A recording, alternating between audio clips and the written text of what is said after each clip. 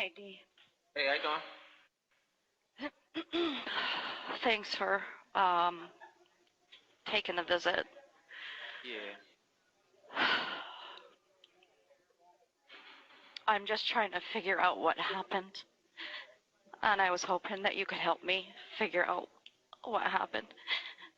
I know you're stuck in there, Yeah. and I know that you knew Taylor, and I don't think you hurt her. I don't think you did, and I don't think Archer hurt her. And you're sitting behind bars, and Yeah. Butler's living life the same. And I just wanted to tell you that he's turned against you, and I don't know if you know that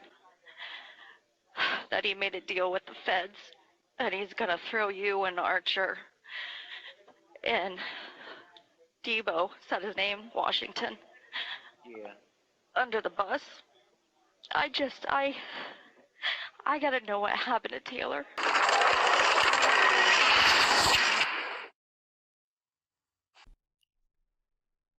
December 2016, the Sunshine State, St. Petersburg, Florida.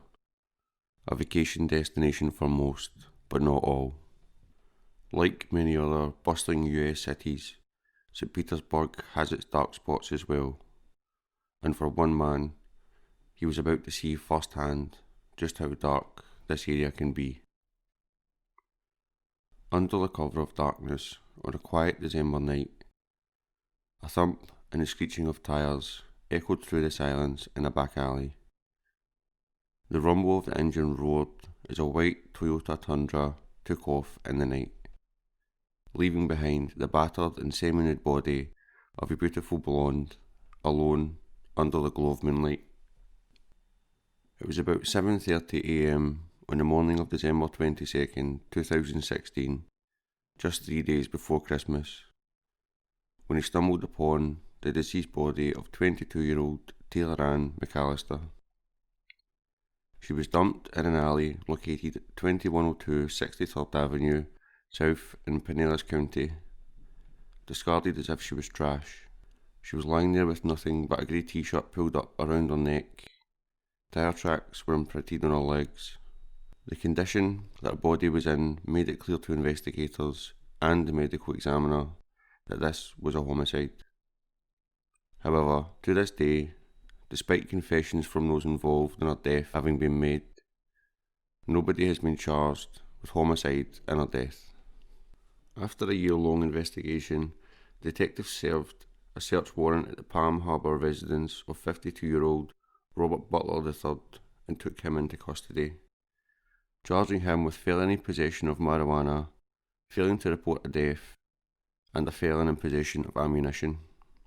Butler's late father, Bob Butler, was the founder of Bob's Carpet and Flooring, which currently boasts 15 locations in West Florida. The first store opened its doors in 1969, according to the company's website. The 52-year-old suspect was released from jail after posting $15,150 bail. Suspect Deontay Baker, 35, is accused of leaving McAllister's body in the alley after she passed away. Police also have named suspected associates of Butler's, identified as Deontay Baker, Kuran Archer, Miriam Humphrey, and Khadijah Hunt. According to police, Baker, 35, and Archer, 25, admitted to picking up a barely conscious McAllister at Butler's home in Palm Harbor. She died shortly after they left, so they dumped her lifeless body in the alley after Butler allegedly refused to let them bring the woman back inside. McAllister's father said she was living with Butler before her death, and that he was allegedly supplying her with drugs and money, like a sugar daddy. Paul McAllister told the paper his 22-year-old daughter was living with Butler before her death, and that based on accounts of people who knew her, the 52-year-old suspect was supplying her with drugs and money and acting as her sugar daddy. Deontay Baker has been charged with failure to report a death and money laundering. Archer is also facing a failure to report charge, but he's not been taken into custody yet. The two other suspects, 31-year-old Humphrey and 24-year-old Hunt, both have been charged with money laundering. which includes arrests on drug charges and a conviction for aggravated assault with a firearm. Do you think she was dead at the house? Okay, she was still alive. No, she was alive. You didn't. Okay. And she's like, like going crazy. Okay. So then she couldn't walk. Okay. And she was cursing. I remember. Where? I mean, she was on the bed. She really wasn't doing like that, but she was just like, you tell she high. She was like, she's doing this on the bed. She cursing and stuff.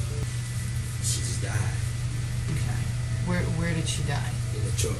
Okay, so let's back up, because you're going from in the house where she's high, laying on the bed, moving around. We got in the truck. She got in the truck. Okay, so how did she get in the truck? We helped her get in there. Okay, who's we? How does the girl get from the bed to inside the truck? And she's still alive, right? Mm-hmm. Okay, all right. So if she's alive, does she walk at all, or who carries her? Do you carry her? No. Okay, does D carry her? Does D carry her? it's not bad. It's she's alive, right? Yes. Okay, so she's obviously too high on drugs to walk herself, right? So somebody's got to carry her, right? Nobody's in trouble, right? To carry a girl who's alive to a truck, right? Mm-hmm. Okay, so who carries her to the truck? Does D carry her to a truck, or does that other guy carry her to a truck? She stopped on it. And then she fell. I felt she ended up laying down to the side like that. Okay. So it started stinking. She laying down all the way or leaning against No, the door? she was like, I don't know. I know She on her side, her back? She was you know, you sit up and you lay down like this. Mm-hmm. Like that. Okay. So I thought she moved on herself. Just to be nasty. She But what? You know what? I thought she moved on herself. But you know what? She probably did have. I don't know if she had. Cause I don't know.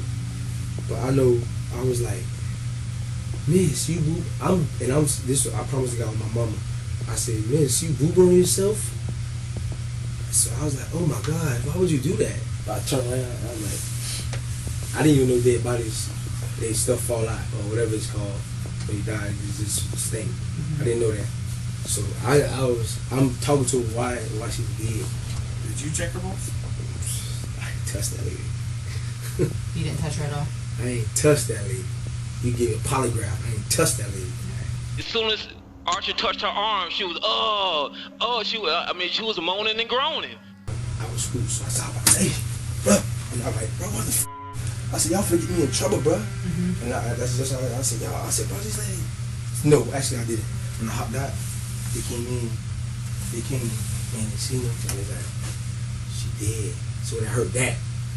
That's I hopped out the truck. that. I said, hell no. No, who told you she was dead? D? They said they think D didn't know. But he was like, hey, what's wrong? So they was like that. So that was that. I called him again. She had to come back. We have to do what's right. She had to come back. No, she can't come back here. That's what he told me. She can't come back here. You know what I mean? So Arch and Dedrick said, okay, we have to bury a hole, you know what I mean? Or Late McGore is here. We have to, no, y'all can't do this. Just leave her. Just leave her. And that's what I told him to do. I kept saying, call the police, bro. I was like, please. And I was scared, and my heart beating my heart. Like, literally, you can hear it. So I was like, bro, I was like, you know. How did that happen? Explain to me how that happened. Well, let me ask you this. How did you pick the area that you guys... Did you pick the area? Did you follow somebody there? Or did you all get in a car together, or what? Well, So you guys argued outside the truck, right? Well, you didn't. The other guys did, right? Okay. So, you guys realized she was... what I can tell you is it was the... Did you hurt her? Why are you so afraid to talk?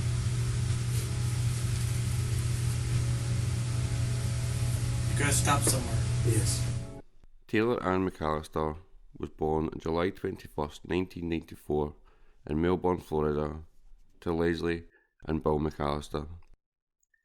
She was a gregarious baby with an ever-present grin on her face, who grew into a precocious and theatrical child, delighting in singing along to the Spice Girls and dancing for her parents and 4 siblings.